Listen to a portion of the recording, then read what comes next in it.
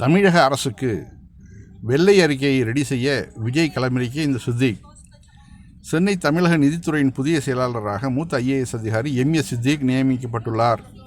தமிழக அரசின் மிக முக்கியமான துறைகளில் ஒன்றான நிதித்துறைக்கு அனுபவம் வாய்ந்த ஒருவரை தேர்ந்தெடுப்பது நிர்வாக வட்டாரத்தில் மிகுந்த எதிர்பார்ப்பை ஏற்படுத்தியுள்ளது.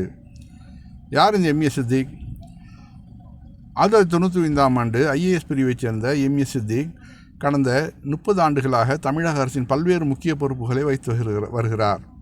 சென்னை IITயில் மின்னணு மற்றும் தகவல் தொடர்பு துறையில் பிடெக் பட்டம் பெற்ற இவர் ஒரு தொழில்நுட்ப வல்லுநருக்கே உரிய துல்லியத்துடன் நிர்வாகப் பணிகளை கையாளுபவர் என்று பெயர் பெற்றவர்.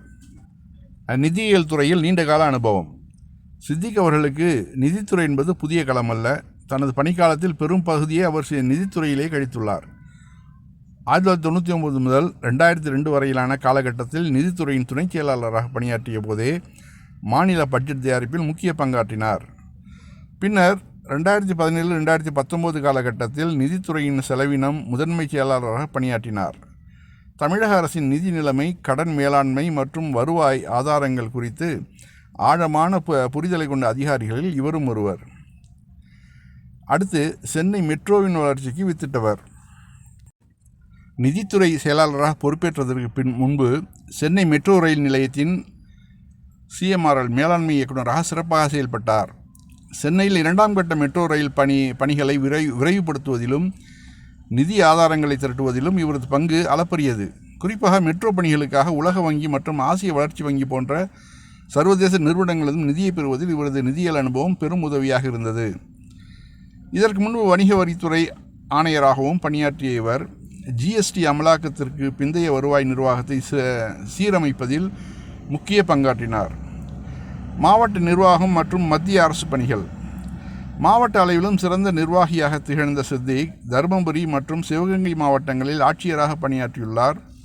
மேலும் மத்திய அரசு பணியில் 5 ஆண்டுகள் 2009 2014 உள்துறை அமைச்சகம் மற்றும் நிதி அமைச்சகத்தின் கீழ் பணியாற்றி தேசிய அளவிலான நிர்வாக அனுபவத்தையும் பெற்றுள்ளார். ஒரு கண்டிப்பான அதிகாரியாக அறியப்பட்டாலும் MS சித்திக் சிறந்த விளையாட்டு ஆர்வலர். குறிப்பாக பேட்மிண்டன் போட்டிகளில் இவருக்கு மிகுந்த ஆர்வம் உண்டு. இந்திய பேட்மிண்டன் அணியின் மேலாளராக சர்வதேச போட்டிகளுக்கு சென்று வந்த அனுபவமும் இவருக்கு உண்டு.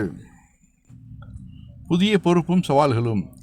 முதல்வர் விஜயின் அரசின் கீழ் தமிழகத்தின் நிதிச் செயலாளராக பொறுப்பேற்றுள்ள MS சித்திக் அவர்களுக்கு முன்னால் பல சவால்கள் காத்திருக்கின்றன. மாநிலத்தின் நிதி பற்றாக்குறையை குறைப்பது, புதிய நலத்திட்டங்களுக்கான நிதி ஒதுக்கீடு மற்றும் மத்திய அரசிடமிருந்து வரவேண்டிய GST நிலுவைத் தொகையை முறையாக பெறுவது போன்ற முக்கியமான பணிகளை இவர் மேற்கொள்ள வேண்டியிருக்கும். தனது தொழில்நுட்ப அறிவு மற்றும் நிதியியல் அனுபவத்தை கொண்டு தமிழகத்தின் பொருளாதார வளர்ச்சியை அடுத்த கட்டத்திற்கு எடுத்து செல்வார் என்று எதிர்பார்க்கப்படுகிறது. தற்போதுள்ள நிதிச் செயலாளர் D. உதயச்சந்திரன் அவர்களுக்கும் புதிதாக நியமிக்கப்பட்டுள்ள சித்திக் மிக விரைவில் தனது பொறுப்புகளை ஏற்றுக்கொள்வார். நிர்வாகத்திறன், நேர்மை மற்றும் பொருளாதார நுணுக்கங்களை தெரிந்த ஒரு அதிகாரி நிதித்துறைக்கு தலைமையேற்பது தமிழக அரசுக்கு நிர்வாக ரீதியாக பெரிய பலமாக அமையும் என்பதில் மாற்று கருத்தில்லை அப்படின்னு இந்த செய்தியை சொல்லுது. அதாவது ஒரு அரசு திறம்பட செயல்படணுன்னா அதுக்கு திறமையான அதிகாரிகள் இருந்தால் தான் முடியும். அது MK ஸ்டாலினாக இருக்கட்டும், இல்லை விஜயா இருக்கட்டும், இல்லை எடப்பாடி பழனிசாமியாக இருக்கட்டும், இவர்கள்லாம் ஒரு ஆர்டர் தான் போட முடியும். அதை செயல்படுத்துறது, எப்படி செயல்படுத்துறதுங்கிறதுக்கு அதிகாரிகள் மனசு வச்சா தான் எதுவுமே சக்ஸஸ் ஆக முடியும். அந்த வகையில் இவர் சிறந்த ஒரு அதிகாரியாக நமக்கு பார்க்கப்படுறார்.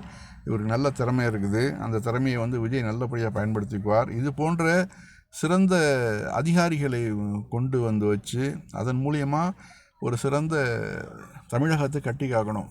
ஆனால் ஒரு ஜோதிடரெல்லாம் அரசு பணியில் நியமிக்கிறார்னு கேள்விப்பட்டு அது நம்ம மனசு வருத்தமாக இருந்துச்சு. அதை இப்போ திரும்ப பெற்றிருக்கிறதா பயங்கர எதிர்ப்பு வந்ததுனையும் அதை திரும்ப பெற்றிருக்கிறதா ஒரு செய்திகள் வருது. அதாவது அவருக்கு ஜோதிட நம்பிக்கைகள் இருக்கலாம், அதை அரசு பணிகளில் கொண்டு வரக்கூடாது இல்லையா? அப்போ இவங்களுக்கும் பிஜேபிக்கும் என்ன ஒரு வேறுபாடு இருக்குன்னு மக்கள் பேச ஆரம்பிச்சிடுவாங்க. அதனால் விஜய் மிக மிக கவனமாக இது மாதிரியான விஷயங்கள்லாம் ரொம்ப கேர்ஃபுல்லாக இருக்கணும். பிஜேபியோடைய வலையில் விழுந்துட்டிங்கனாக்க உங்களுக்கு எதிர்காலம் கிடையாது, அவ்வளோதான் சொல்ல முடியும். இவர் பிஜேபியை எதிர்த்து அரசியல் பண்ணால் தான் இவர் சோபிக்க முடியும்.